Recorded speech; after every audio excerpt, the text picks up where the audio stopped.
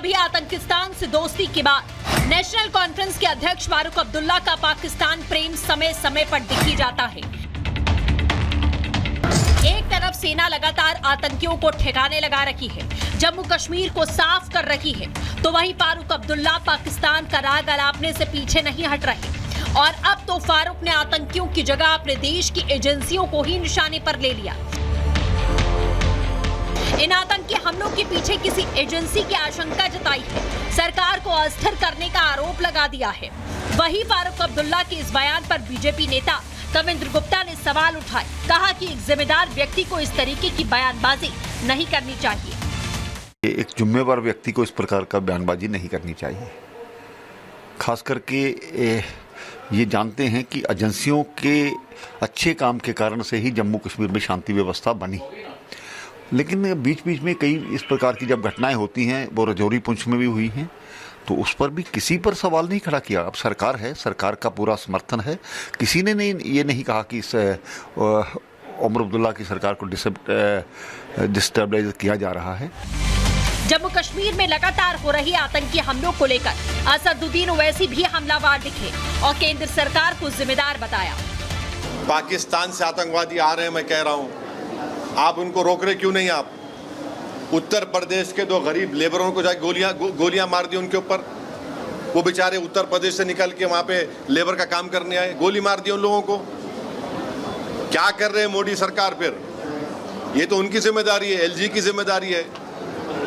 पाकिस्तान से टेररिस्ट कैसे हमारे देश में आ रहे हैं? साफ है, एक तरफ तो जब एजेंसियां काम कर रही हैं, आतंकियों का सफाया कर रही हैं, तो फारूक अब्दुल्ला सवाल उठा रहे हैं, सरकार को अस्थिर करने का आरोप लगाते हैं। दूसरी तरफ ओवैसी इन हमलों को लेकर जमकर बयानबाजी कर रहे हैं। तो सवाल है कि आखिर कब तक भारतीय एजेंसियों पर सवाल उठते रहेंगे? आखिर कब फारूक अब्दुल्ला का पाकिस्तान प्रेम खत्म होगा? Bureau report, Republic Bharat. वहीं प्रदेश बीजेपी अध्यक्ष रविंद्र रैना का यह कहना है कि फारूक अब्दुल्ला का सत्ता प्रेम इतना हावी है कि उनको यह समझ ही नहीं आता कि उन्हें प्रश्न किसे लेकर पूछना है, करना क्या है। सुनिए जरा।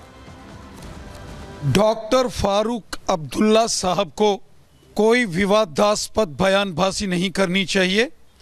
सारी दुनिया जानती है कि जम्मू कश्मीर में जो आतंकवाद फैला है, जो जम्मू कश्मीर के अंदर बम, बंदूक, पिस्तौल, गोलियों का जो खूनी खेल यहाँ खेला जा रहा है, इसमें पाकिस्तान, आईएसआई और पाकिस्तान की सेना शामिल है। चलिए, फारूक अब्दुल्ला को भी समझना होगा कि उन्हीं की सरकार है, उन्हें व्यवस्था पुख्ता करनी होगी, ना कि अपनी ही सरकार को लेकर या अपने ही देश को लेकर प्रश्न खड़े करें। चलिए आगे बढ़ते हैं, अगले सेगमेंट की बात करेंगे, जहां बांग्लादेश में अब हिंदुओं पर जिस तरह से बर्बरता हो रही थी, हिंदुओं ने भी अब 2-2 हाथ करने की ठान ली है। बात अब इसी की है।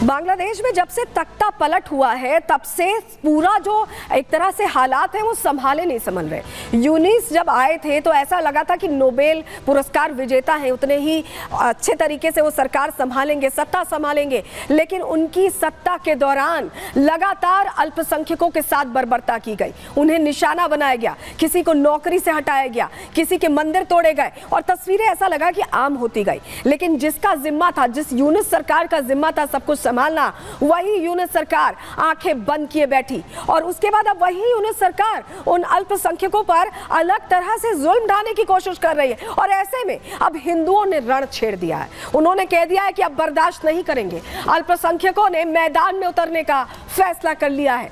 हुआ क्या है, चलिए आपको सबसे पहले बताते हैं कि हो क्या रहा है। दरअसल जिस तरह से अत्याचार हो रहे थे, हिंदू नेताओं, धर्मगुरुओं के खिलाफ तमाम मुकदमे जारी कर दिए गए, मुकदमे दर्ज कर दिए गए यूनिस सरकार में। उन्होंने उनकी पैरवी तो नहीं की, उनकी रक्षा की कोई व्यवस्था नहीं की, लेकिन मुकदमे जरूर दर्ज करवा दिए।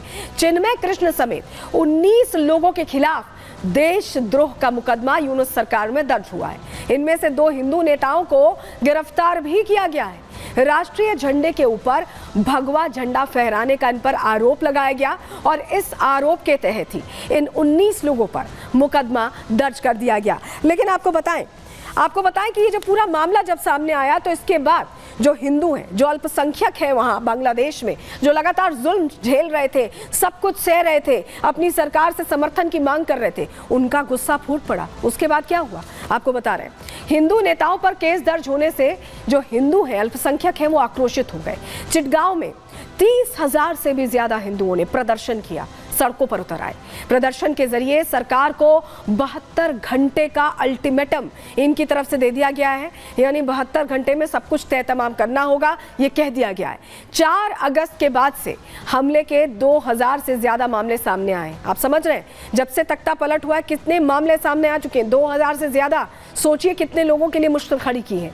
यूनिस सरकार इन हमलों को रोक पाने में पूरी तरह से नाकाम रही है और यही वजह है कि अब हिंदुओं ने एक तरह से रण छेड़ दिया है, ललकार दी है। असल में ये पूरा मामला शुरू कहां से हुआ आपको बताते हैं। ये जो केस दर्ज हुआ है 19 लोगों के खिलाफ जो ये केस दर्ज हुआ है, दरअसल ये मामला शुरू कहां से हुआ, चलिए जल्दी से आपके सामने हम जानकारी अब रख देते हैं, क्योंकि ये मामला शुरू काफी पहले से हुआ, ये अभी की बात नहीं है। दरअसल 25 अक्टूबर को आपको बताएं, चिटगांव के लाल दीदी मैदान में रैली बुलाई गई और सनातन जागरण मंच ने इस रैली का आयोजन किया, क्योंकि लगातार हमले हो रहे थे, हिंदुओं की बेटियों के साथ एक तरह से खिलवाड़ हो रहा था, जो उनके घर हैं, मंदिर हैं, सबको आके हवाले किया जा रहा था।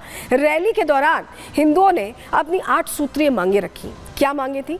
न्यू मार्केट चौक पर भगवा ध्वज भी फहराया गया और ये बात कही गई कि अगर मांगों को लेकर फैसला नहीं लिया गया तो रण छिड़ जाएगा। हिंदुओं ने एक तरह से ये बता दिया और ध्वज पर आमी सनातनी लिखा हुआ था, यानी कि मैं, आमी यानी मैं, सनातनी बांग्ला भाषा में। मोहरा इलाके निवासी फिरोज खान ने इस पूरा जो ये कार्यक्रम था, जो हिंदू जागरण मंच का कार्यक्रम था, इस पर मुकदमा दर्ज करवा दिया।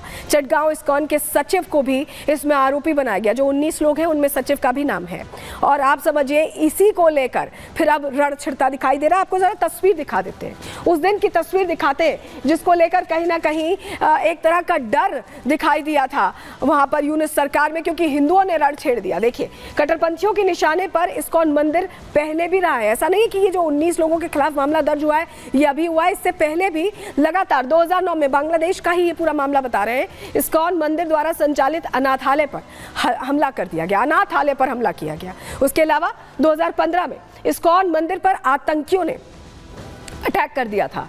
वहीं 2016 में इस्कॉन मंदिर पर कट्टरपंथियों ने हमला किया और इसमें 10 लोग घायल हो गए थे। बार बार इस्कॉन को निशाना बनाया जाता रहा है। 2018 में भी इस्कॉन की रथ यात्रा पर हमला हुआ, जिसमें 6 श्रद्धालु घायल हो गए, 6 श्रद्धालु घायल हुए। वहीं 2021 में दुर्गा नवमी पर इस्कॉन मंदिर पर हमला हुआ, जिसमें 2 श्रद्धालुओं की मौत तक हो गई। आप सोचिए, बार बार वहां पर जो भी हिंदू आस्था से जुड़े सनातनी प्रोग्राम होते रहे उन्हें लगातार निशाना बनाया गया है। 2022 का भी हम आपको बता रहे हैं, इस्कॉन मंदिर पर कट्टरपंथियों ने हमला किया और इसमें भी